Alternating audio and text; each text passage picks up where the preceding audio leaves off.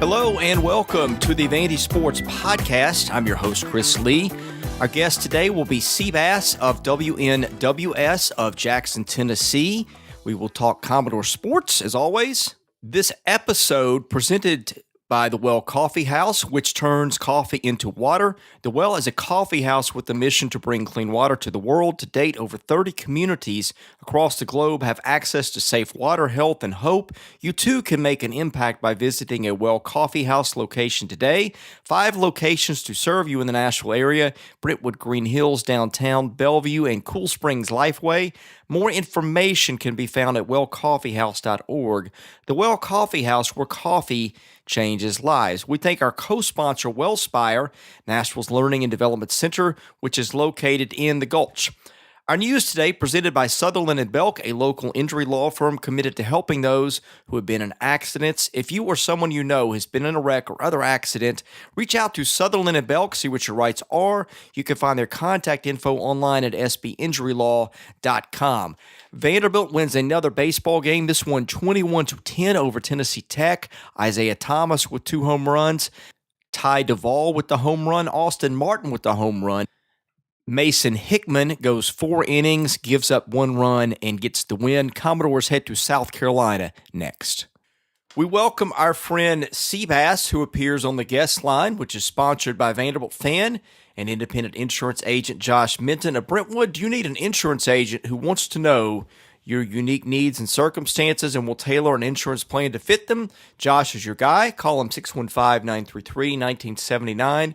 Email him at josh@hqinsurance.com. Follow him on Facebook at facebook.com/JD Minton HQ. He's my insurance agent. Give him a shot. I think you'll love what Josh can do for you. On our guest line, our buddy Seabass, who joins us now. Thank you for joining us. Hope you're well, my friend, and hope you had a great trip to Nashville. Oh, man, that was one of the greatest days of my life. Man, I I went on Friday for rounds 2 and 3, so I got to hear Reggie and Pat McAfee go off on the Titans fans. Went to Jenny's after the draft and had me a double scoop. Man, I don't know how life could get any better than that.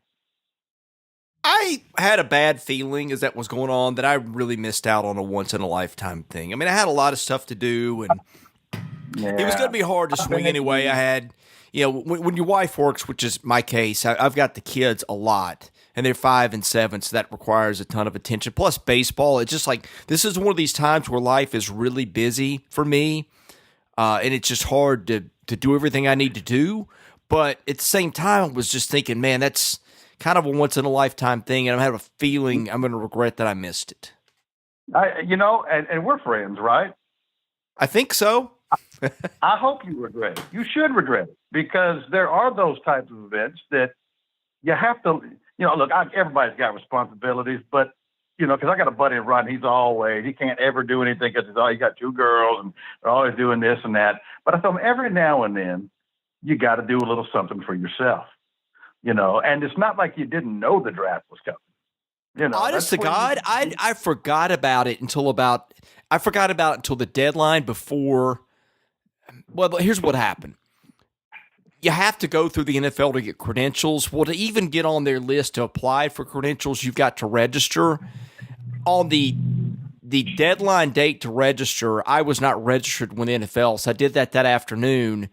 And they didn't even get to processing my registration until the next day, at which point the deadline had passed. I probably could have pushed the issue, but I was like, it's one more thing to deal with right now, so I just won't. Or you could have just got in your car and drove down to Broadway. Well, I wanted to do it. Oh, if I was going to do it, I wanted to cover it. I didn't have any interest in being out in the mob. But see, that was the beauty of it. I mean, even though it looked that way, and yes, we had 600,000 people, I was just about 5 feet behind the college game day, I think it was, ESPN. And it was so amazing, Chris, in this sense that, yes, there was a lot of people there, but no, we weren't packed like sardines. And not only that, here's what I couldn't believe. If you look at it, like watch it on a video or you see it on your television set, you look down Broadway and it looks like a bowl of Fruity Pebbles. And here's what I mean. I thought this would be, like 50% Titan fans and scatters of different fans. Man, all 32.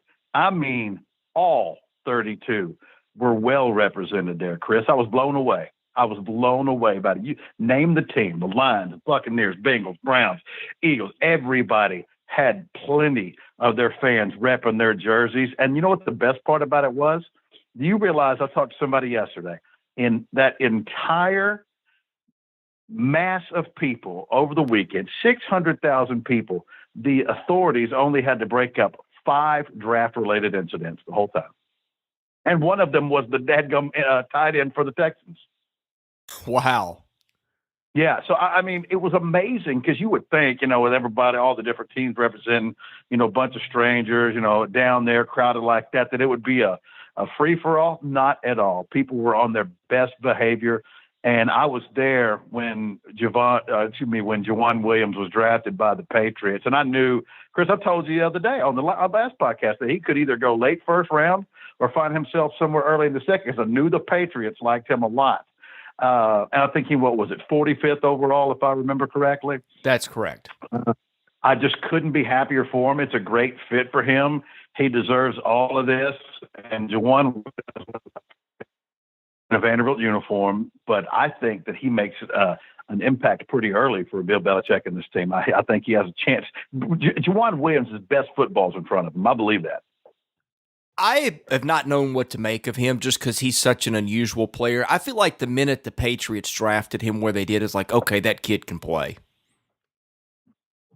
I mean, that didn't sound like I knew that he could play, but there were questions on that level because, look, if you've got a real hole in your game, they will exploit it and then some. My point is, I feel like once the Patriots picked him where they did, that validated in my mind that he can be a really good player in the league. And I wonder, Chris, see what you think about this. I wonder if that 4.5 in his pro day really kind of shot him up a little bit. Because, he didn't run all that well at the combine, but he ran much better at the Vanderbilt pro day. It makes you wonder. Remember, 6'3" and change with length, going up and number one in a lot of different categories in the Southeastern Conference, challenging the best of the best on a weekly basis. And for the most part, doing very well. I think he had, 4 picks last year? I think that pro day probably helped him a little bit. But in as much as I'm not a Patriots fan, I think he's found the perfect fit. Yeah, I think he has too. I want to ask you something. This is just me thinking through it. I wonder sometimes, and I talked to another writer, he kind of agreed with this. Do the NFL scouts not trust their own judgment sometimes? Are they insecure in their own opinions? Because it's like, for example, Emmanuel Hall, Missouri, was given a second to fourth round grade and then didn't get drafted. Kyle Shermer doesn't get drafted. Bruno Reagan doesn't get drafted. Like with guys like Hall, when they start to slide, is it that I wonder sometimes if the football people don't trust their own evaluations or their research enough to where it just becomes a thing. Well, everybody else is passing on him, so I guess we should too. The Patriots seem to trust their own stuff, although I guess they didn't draft Emmanuel Hall, but my point is, I wonder how much these people trust their own judgment on stuff like this sometimes. That's a great question, Chris, and I wish I knew the answer to that. When you start getting into that 6th and 7th round, man, and you see some of the people that go and the positions that go, because Emmanuel Hall is a perfect example, or Kyle Shermer is a perfect example. Bruno Reagan is also a perfect example, who graded out very well. You're telling me that a long snapper who was drafted, by the way, in the 7th round, and I get people have needs, I understand all that, but you're telling me that there's more value in a long snapper than someone like Emmanuel Hall, who has proven to be a playmaker in the Southeastern Conference? A guy like Kyle Shermer, who smashed every school record there is in a Southeastern Conference school, and that a long snapper has more value. And I'm not saying it doesn't have value, but I can find that in an undrafted free agent. I can find that. On my team. I don't get it. I'll do you one better. I did some work for Corey Chavis a few years back, and I used to just like to just dive into stuff and just pick a topic, and say, hey, I wonder what this looks like. And I think I studied kickers for like a decade. It was like, how do kickers who didn't get drafted compare with kickers who did get drafted? And there was almost no difference. In fact, the undrafted kickers, I think, were just maybe 1% better than the ones who got picked over that span. And you saw Utah had its punter and its kicker picked in the 4th and 5th round. There's just not that much variance. And to let a guy like Hall go while you take a kicker there, I don't get that. Yeah, that's a great example because I saw that. And was it the Patriots that took one of those, the punter or the kicker, or something like that? Might have been. And now the fact that it was the Patriots, I think they took the punter, makes me, again, that when the Patriots do stuff, I kind of sit up and take notice because they've been so good at this. And they're so counterintuitive. I mean, so much of their production has come from guys. I don't remember who I had this conversation with, if it was Mitch Light or somebody, but like, it seemed like most of their production came from guys that were like taken 4th round or later, or a good bit of it. I mean, some organizations, I think nothing in sports fascinates me more than these organizations like them, or the A's, or in baseball right now, the Rays, where they were able to find something in players that nobody else does and make it work. I think that is, I don't know if I ever told you this. I almost at one time, I thought about becoming an economics professor because I just liked that stuff to begin with. And the science of the draft and perception and value and things like that is, I think, something that captivates me as about as much as any sports-related topic there is. Yeah, man, I kind of follow. I mean, it's not my thing, but I get it. Stuff like that kind of, gets to me. I'm fascinated by every bit of it. And, you talk about some like a team like the Patriots. Okay, they can do things, and they have at this point earned the benefit of the doubt. Let me give you another example of that. As I'm sure you know, I'm a major Colts fan. You saw what Chris Ballard did last year in the draft. I mean, he's reconstructed that team overnight. It's a complete. Think about it. That team went 10-6 last year. Started off 1-5. They had the 3rd pick in the draft, and now, I mean, they're deep in most positions on that team. And he made some picks this past draft that, if it wasn't him and he hadn't done what he had done the year before, you might look at the draft and say, okay, it's there's not a lot of names here, but for whatever this is worth, Mel Kiper rated it his best draft, and I wonder how much that, not like the draft, but how much of that is the fact that Chris Ballard had so much success that he gets the benefit of the doubt. I mean, we see somebody get drafted by the Patriots and we think, automatically they're going to make it. They're legit. The Patriots love them, so they got to be legit. And I think some of that's deserved, but I think some of it's a little bit overinflated because of some past successes. It's not a guarantee for anything at all, really. Before we get back to Vandy, what did you make of what Arizona did, taking Kyler Murray first? First of all, if you had transported somebody into time from 25 years ago or 30 years ago and said a 5'10" black quarterback goes number 1 overall in the draft, you would have known. You'd have been like, "What? What world are we living in?" So it's cool that part happened. I'm glad for that they've kind of gotten past the stereotypes, but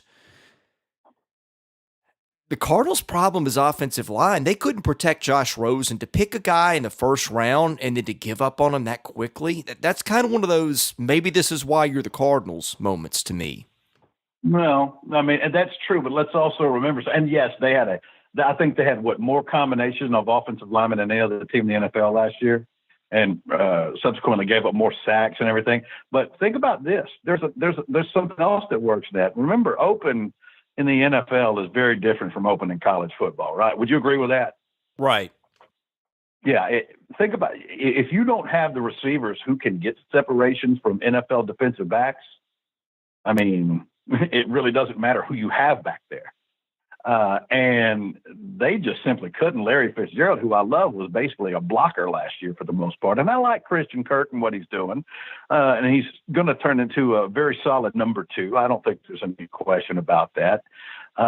But man, if you don't have guys who can get separation, you've got trouble. Not to mention, they just didn't have the personnel on the O-line to begin with. But, I mean, they brought in – think about this for a second. They brought in Andy Isabella and Hakeem Butler, who couldn't be different receivers if they had to, you know. I mean, but they're both potential very good weapons to go along with Christian Kirk. And then, you know, Mr. Irrelevant ended up being you know, I don't know if this name sounds familiar to you or not, but Caleb Wilson, the tight end for UCLA – man, I'll tell you one thing, as far as Mr. Irrelevant goes, it doesn't get any better than that. I noticed also my college fantasy football team did quite well in the draft. I mean, a lot of guys that owned last year got picked at pretty high spots. Right. Well, you know, I mean, the question is how they do in the fantasy league. Can we not talk about that? We can certainly talk about Actually, we did really well until we ran. Who was the clown that had the big night for you that night? Oh, was it the guy at Washington State that threw for like 900 yards in the first half? Garner Minshew or what his name is. Yeah. He had 7 touchdowns that night. Chris had 190-something points and lost. I know. Painful. But turning it back to Vanderbilt, congratulations to Justin. I certainly deserved. I'm not surprised about that. Now, I guess my question with Justin is he looked at as a left tackle in the NFL? Is he a right tackle? I don't really know. I'm not really sure, but I like Justin. Justin's a very solid football player. I'll say this to you. Is he great at anything? I think he's really good at a lot of things. I don't think he's what you call poor at anything in his game. Not that I've been able to see. And I think he made the switch from right to left pretty seamlessly. And for the most part, I think he was a very consistent offensive lineman for this team. And I think that he'll do well in San Francisco.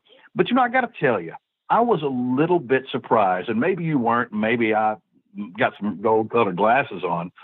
But, I thought that Kyle Shermer did himself very well at the combine. He threw the ball well, and to be honest with you, on the 40 tested better than any of us thought he was going to do. Broke a sub 5 40, and threw the ball well in his routes. I was a little bit surprised somebody didn't take a chance on Kyle in the last round or two. I was really surprised he didn't get drafted. I just thought that with his production, with the way he ended the season, with the fact that his dad is who he is, he was a 4-star recruit out of high school, I just thought there were so many things working for him that he'd get picked. Maybe Vanderbilt worked against him, being that you don't usually get the draft bump from Vanderbilt.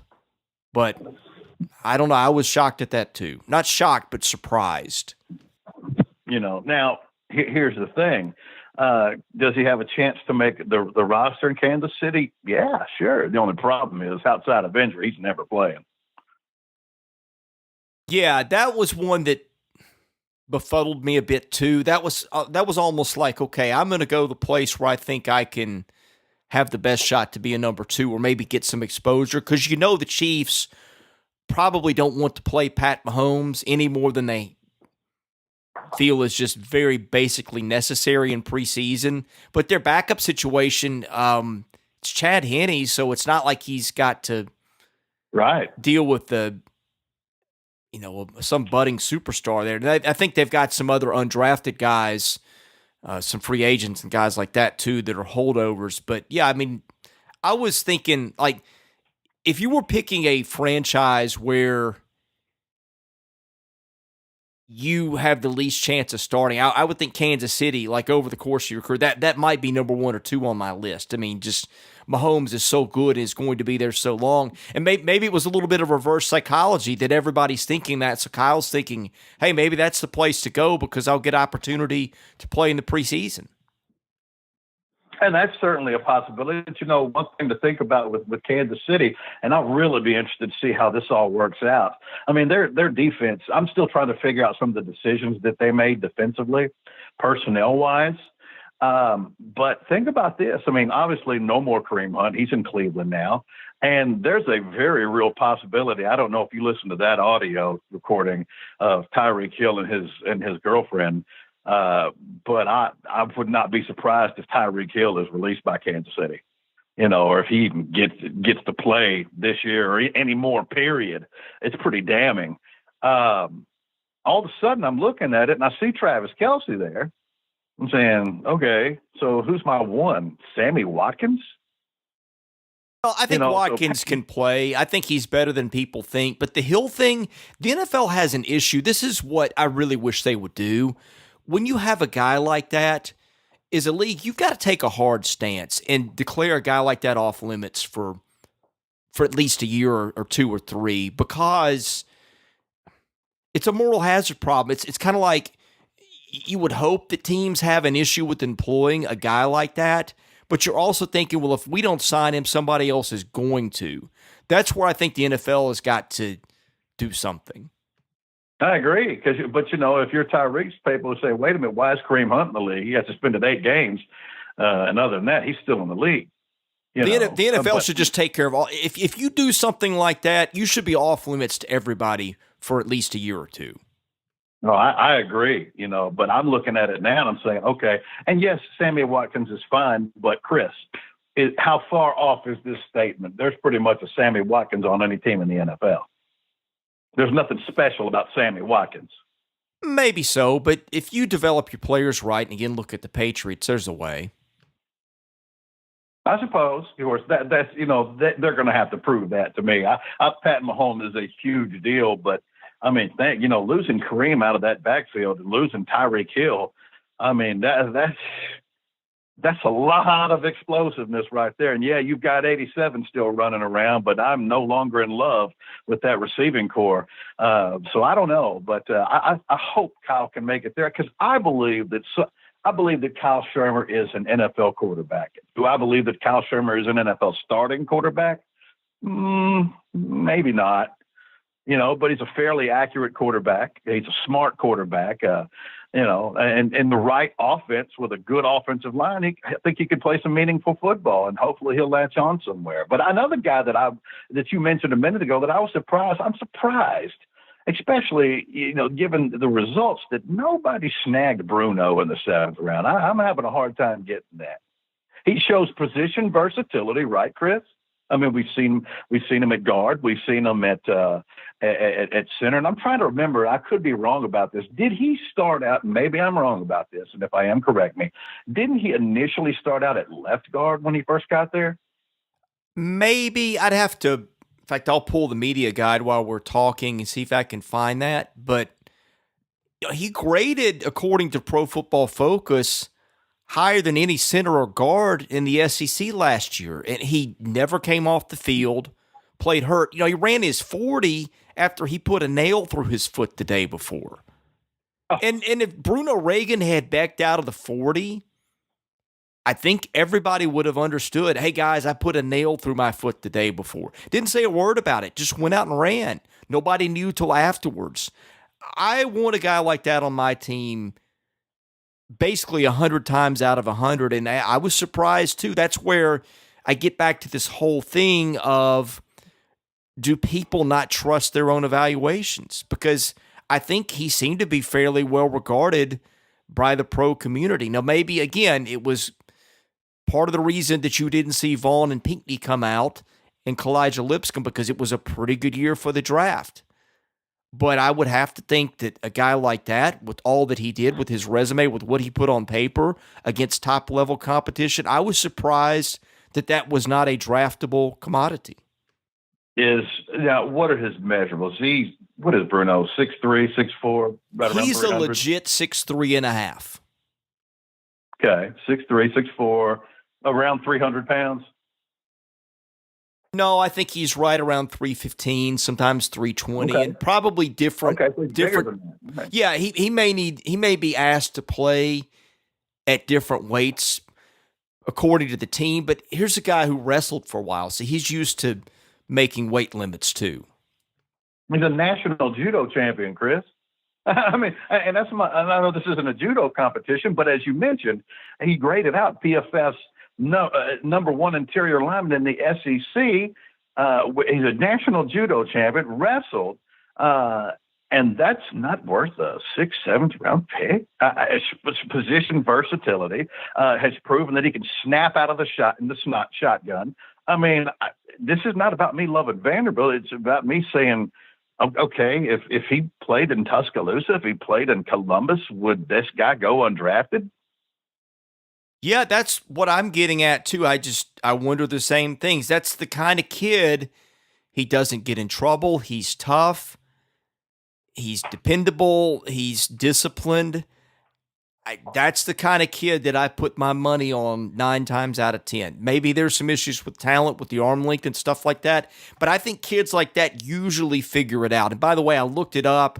The media guide mentions him starting at right guard as a redshirt freshman. Does not say anything about left guard. Okay, for some reason I thought he might have played a little bit of left guard, but the fact is he can play guard and center as well. I don't know. The beauty of it is, and not all 32 are like this, but hopefully he's in an organization that at the end of the day, that they're going to take their best 53 players and then, of course, add on practice squad. And if he's good enough to make it, then he will.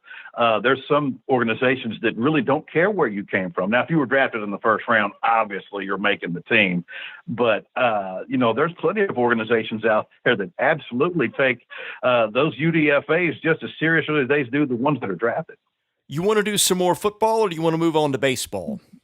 We can go to baseball unless you got anything else for football. No, I think I've exhausted what I wanted to talk about there. Okay, well, 21-10, how about that? Touchdown in the fourth quarter last night against the Golden Eagles. Hey, let me ask you something. Did TTU lose everything from last year's team? Almost. They had their best player come back, the Stroshine kid.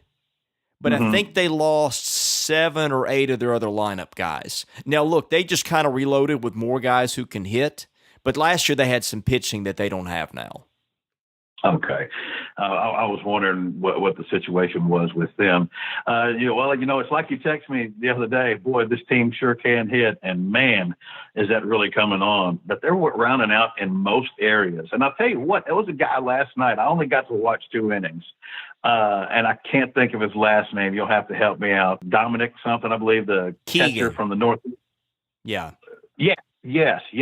Boy, I've watched that at bat, and I got to watching him. And I know he hadn't had a whole lot of plate appearances, boy, but he sure did look disciplined to me. What's the story with him? The story on Dominic Keegan is this. He was committed to Virginia Tech, and Vanderbilt flipped him, I want to say, as a high school junior. I'm not certain about the timeline. And he moved up the perfect game rankings. I guess probably the Vanderbilt bump did not hurt him. And when I talked to Tim Corbin before the season, it was kind of evident to me that he and Justin Henry Malloy were the 2 guys, when I talked to him and to David Macias, that they were probably most considering, or excuse me, not Macias, Baxter, most considering is like they're 2 top freshmen who might be able to help them. He's gotten some DH at bats at times, but it just hasn't clicked for him yet. So I think the fact that he had all those offseason workouts and hit well enough in those that they considered him maybe a candidate for playing time at DH tells you that kid is a pretty good hitter. I know that I was told, I didn't see it, that he showed some pretty good pop with some home run pop in fall ball. Boy, you know what? Speaking of home runs, has that shot that Martin hit landed yet? I did not see anything of the first 6 innings last night. I listened to it a little bit. My daughter had a game and was kind of watching her and listening to it, but it sounded like the one he hit and at least one of the ones that Isaiah Thomas hit were just shots. Playing their best ball right now? Well, they've won 9 in a row? Yeah. Yeah, swept Bama, swept Auburn, winning midweek games. In fact, their only loss in that time was that 9th inning, I guess you can call it collapse if you want to, game against, wasn't Arkansas, if I remember correctly? Yeah, they hold on to that one, and it's 12 in a row. And they're not going to say they're running away with the SEC, but they'd be in sole possession of first place instead of tied. I don't know that they've hit their stride yet. I mean, this is a great ball team, but they always seem to have a couple of hitters out. Now, maybe the bump of getting those guys back isn't that much because the guys like Thomas and Duvall and people like that who benefited from playing, they're playing at a pretty high level too. I think at some point their bullpen, odds are, is going to click more than it has. I keep looking at Austin Becker. I don't know what the story is there. If he's a kid who can help them down the line, I would think that now that it's May, if he's not pitching a lot, probably not for whatever reason. Maybe they are hitting their stride. I still look at this and I say there's a lot of meat on the bone there. It's just a crazy team. And so I'm trying to remember because I don't have the schedule in front of me. I think they got, one SEC series at home left. Is that right? Yeah, and it's against Missouri, which doesn't hit the ball very well. And then they have to go to what Columbia is the next series, right? Yeah, they have 2 road series left, and I wrote something about the South Carolina series today in the 3-2-1. There's some interesting matchup issues there that maybe tilt that a little bit more in Vanderbilt's favor even that you'd think. And then Kentucky, the last season or the last series of the year. So yeah, you've got a 500 team at home in Missouri, which they just spanked one of those pretty well at home in Auburn. Although Auburn, Missouri, very different makeups. But point is, middle of the pack SEC team, they've been handling those types of teams pretty well all year. And then you've got debatably the worst 2 teams in the league left on the schedule, both on the road, but both series I think they should win, if not sweep. Okay, so let me ask you this. Now, I think I know the answer to this, but maybe I don't. More important to you, maybe not for the team itself, but more important to you, these series against average to below average SEC teams or that Louisville game? Oh, SEC hands down. I don't think the Louisville game does anything for them either way. Might move them up a spot in the national seeding, maybe if they win it, if they're right there with UCLA, but I don't know that it matters either way. They win the SEC. I don't think they're going to fall out of the top 3 or 4 national seeds and probably not out of the top 2. Barring, okay, well, this is the only scenario in which this could come apart. Let's say that they go 2 in barbecue and Hoover. And somebody else maybe right behind them, like an Arkansas or Mississippi State, wins that thing to where one team's getting 4 wins against good competition and they're not getting any and it's close. That's the one scenario where they could maybe drop a couple lines and maybe be 4th or 5th. But I think if they win the SEC, that might even be stretching it. I didn't ask it right. Here's what I mean. Because I mean, unless they really flop against those teams, I think I wasn't really talking about ranking more so as I was as a statement as to who they are as a team come postseason. Okay, that is a better question, and I like it. In that regard, it's meaningful because Louisville scores a lot of runs. Louisville's pretty good in that ballpark. Well, they're pretty good in any ballpark most years. That's been a game that's been tricky for them. Mason Hickman has faced some teams that are questionable on hitting. Maybe not questionable, but he had some starts at First Tennessee, which is a pitcher's park. They got him out of the Tech game yesterday against a team that could hit. They got him out after 4 innings. So it's a test for him that I think if he goes and gives them 6 or 7 innings, gives up 0, 1, 2 runs, I think that's a little bit of a statement. Maybe if he goes in there and gets bombed, which really hasn't happened to him all year, maybe you're a little concerned because of the bullpen. So I could see it having some significance in that regard.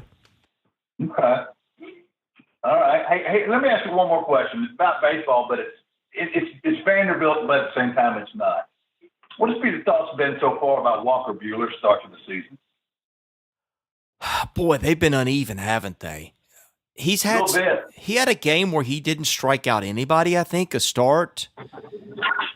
He had one I watched against the Cardinals. It wasn't very good. I don't know what to make of it. I think I'm not worried yet because I think he just is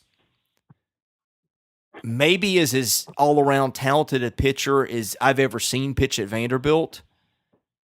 and the Dodgers are a pretty good organization. I have to think he'll figure it out, but it's not the start I expected. You don't think anything's wrong, though, right? I don't know. His last start, what did he do? I don't think it was great, was it? No, the last one, I'm not sure. It's been okay. It's just been a little inconsistent, and that's what I was wondering. Because I guess, last year we got such a good taste that I thought he might come in. And, like I always say, because you're someone's number one doesn't make you a number one. And it's hard to be the number one on a team with Clayton Kershaw. But,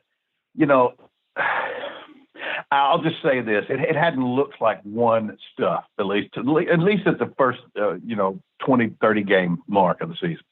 No, I don't think it's what anybody expected because he was a guy that people thought might contend for a Cy Young. I think the innings limit was the question that people had, but the production has not been there like we thought it would be.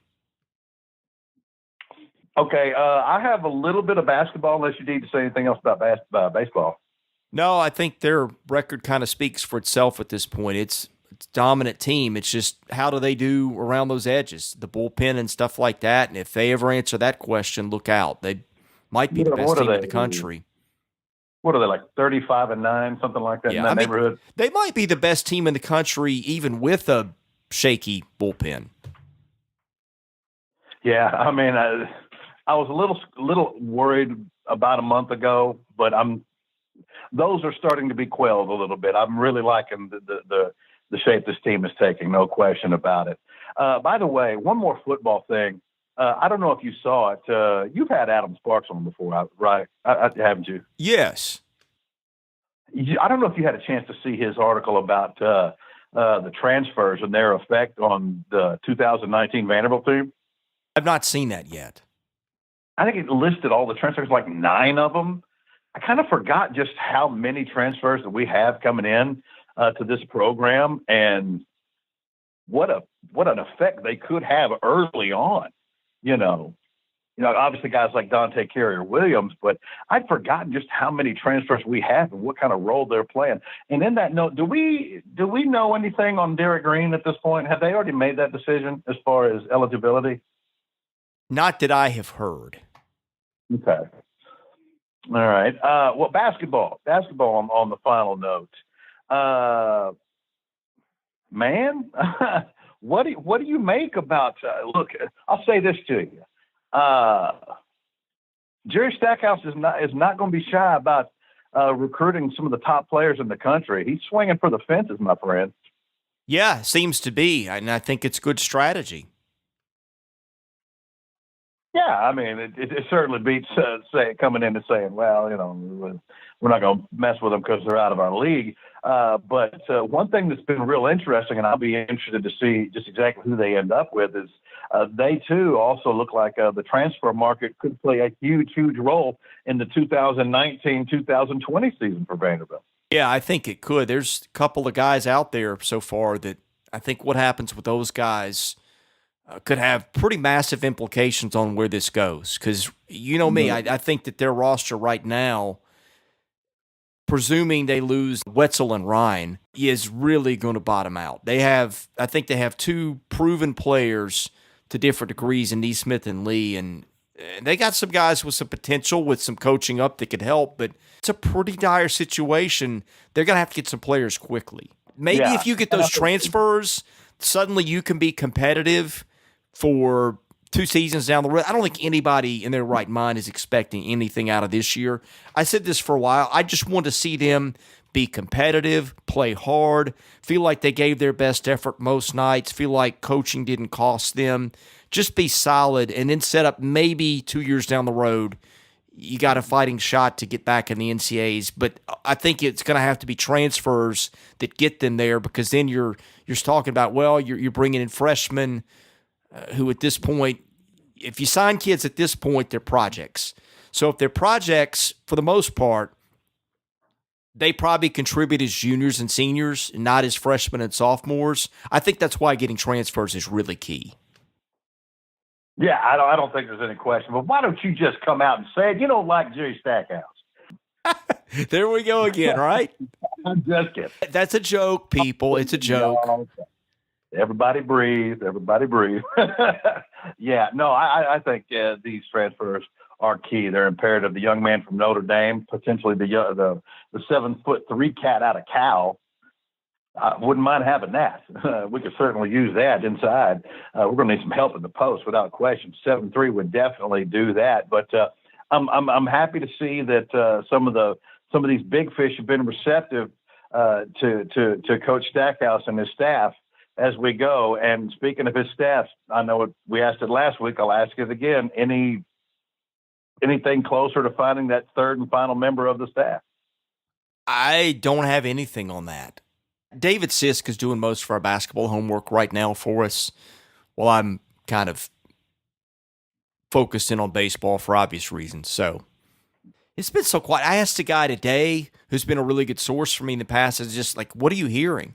And his answer was like, man, I was going to ask you the same thing because I'm not hearing much. Well, I mean, it's a little bit surprising, but I'm sure there's reasons for that. But yeah, man, I just want to echo one last thing. You mentioned David Sisk. I've said it before. I'll say it again. That's one of the best hires you've ever made, dude. That guy. I mean, he could post about his experience at the Crystal drive-thru, and I'd check it out. I mean, you talk about dialed in and knowing how to convey it. Brother Sisk lays it down. Whenever I see his name on a post, you can guarantee I'm clicking on that one.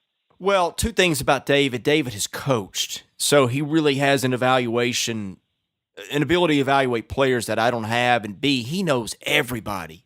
It is crazy the phone calls he can make at times. So we're very appreciative of David. I want to circle back to one thing on the Vanover kid from Cal. Mm-hmm. Somebody posted on our board, I think he had an 8% block rate. I think that maybe the most underrated commodity in basketball is that rim protector inside because it changes so much. I think if they could get him, that could potentially be a really important transfer.